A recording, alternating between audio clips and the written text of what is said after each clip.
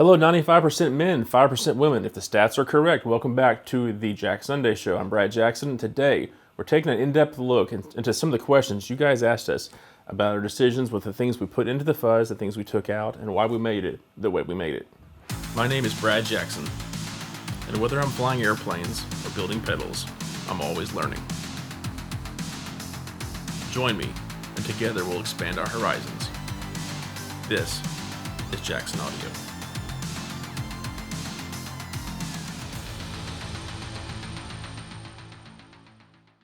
We've had a lot of people ask us why we didn't put MIDI on the fuzz, and there was a reason for that. We just didn't feel like MIDI was required. Here's why. The only options you have on the fuzz are turn the octave on and off, turn the fuzz off and on. Other than that, I don't really think there's a huge need for that. Not like you'd see in the Golden Boy where you have gain cycling, clipping diode options on the overdrive side, boost EQ options on the boost side. There's a lot of reasons why that pedal really benefits from MIDI. The fuzz, I just didn't see the need for it. It added complexity to it that it didn't need to have, which would have invariably driven the cost higher, which we didn't want to do. We kept it simple, and the fuzzes in my mind are just a really very simple product. Put your guitar into it, play, it sounds great. At the heart of a fuzz, it's a very simple thing. Yeah, we did put a 3-band EQ on it, but fuzzes typically are 2-knob, maybe 3-knob extreme on how complex the pedal is. What we wanted to do with the fuzz, we wanted to keep the heart and soul of what makes a great fuzz great, and just keep it simple, keep the essence intact. And we didn't want to add a whole bunch of different options to it to try to manipulate it into more of a creative space.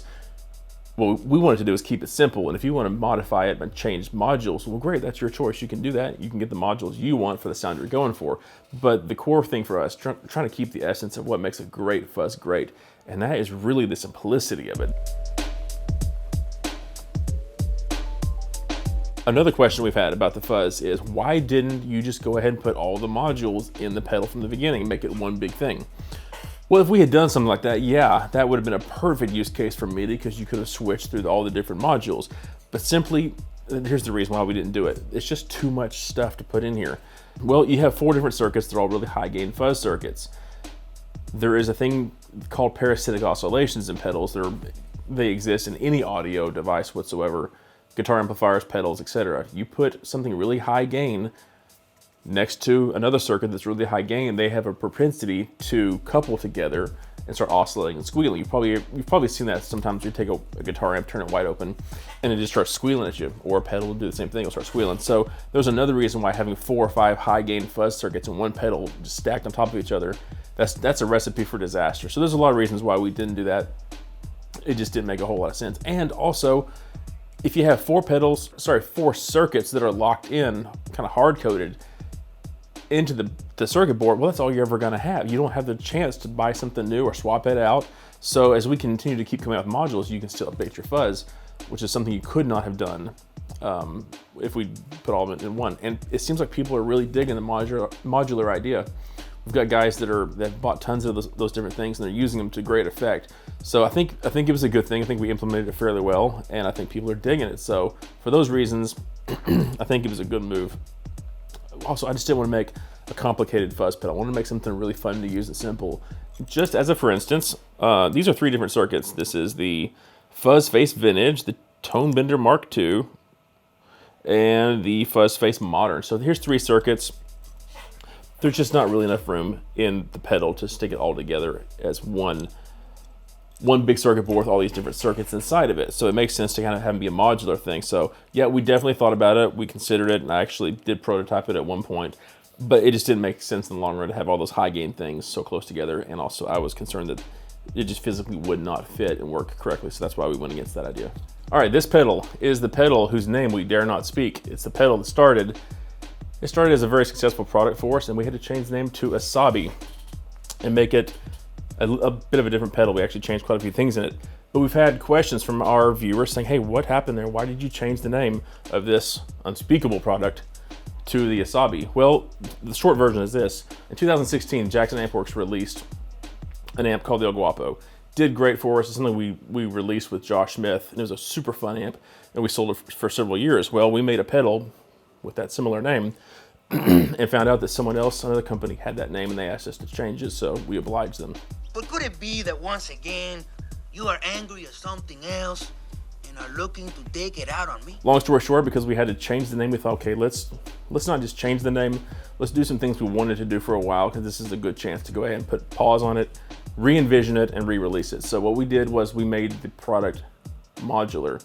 Like the Fuzz we talked about earlier, we took that same concept and applied it to the distortion circuit on the Asabi, tweaked a couple things, and frankly, I think it's a phenomenal product. It's a really great product, actually. So now we have currently like a JCM 800 module for high gain rock stuff, and we also have we call it the large mouse module, which is, I'm sure you can figure out, as a rat inspired design.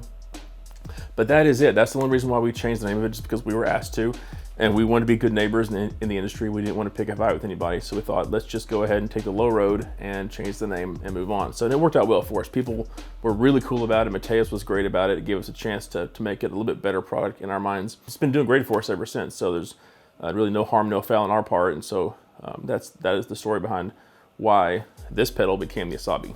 In a way, all of us have an El Guapo to face someday. I said all that to say, the Asabi is a modular pedal, but it does have MIDI. And here's why, because on the drive side, or actually the distortion side of the pedal, we have 4 different clipping mode options. On the overdrive side, we have 4 clipping diode options.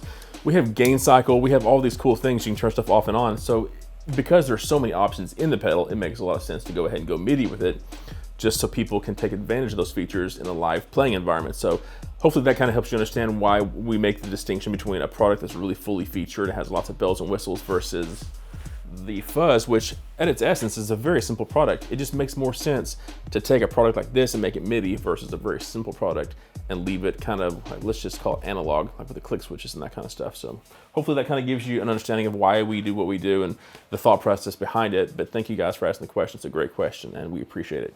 Okay, so that is kind of a quick overview of why we did what we did with the Fuzz. Okay, there's something that I need to talk about.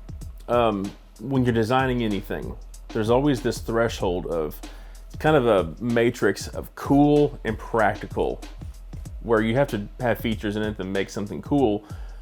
But if you put too many bells and whistles into it, it becomes this gimmick thing where there's just too much in it that'll never get used. People will start to kind of see it as noise. It's just confusing to navigate the options.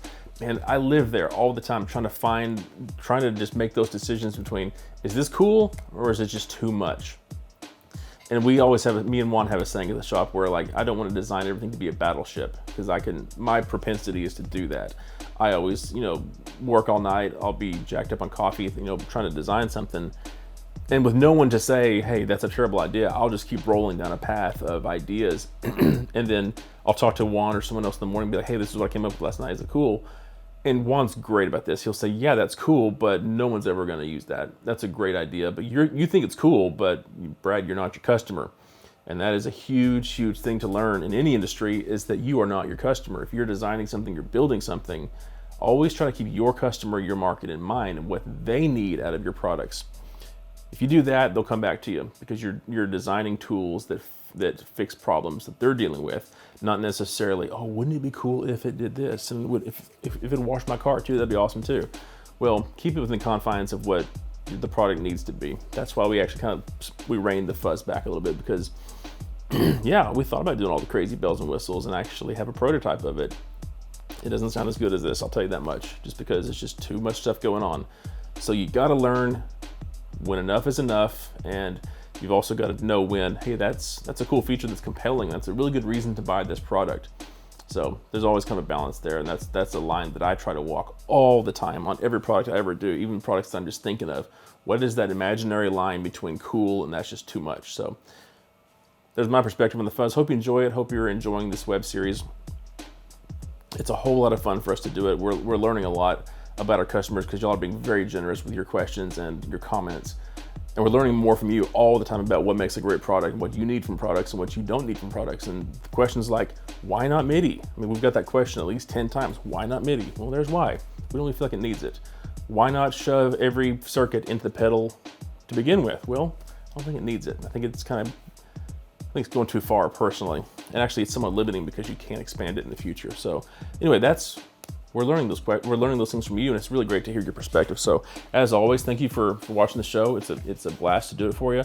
Tune in every Sunday at noon for the Jack Sunday Show, and we will be back with you with more content, more questions, and hopefully really good answers for those questions. Take care, guys. We'll talk to you soon.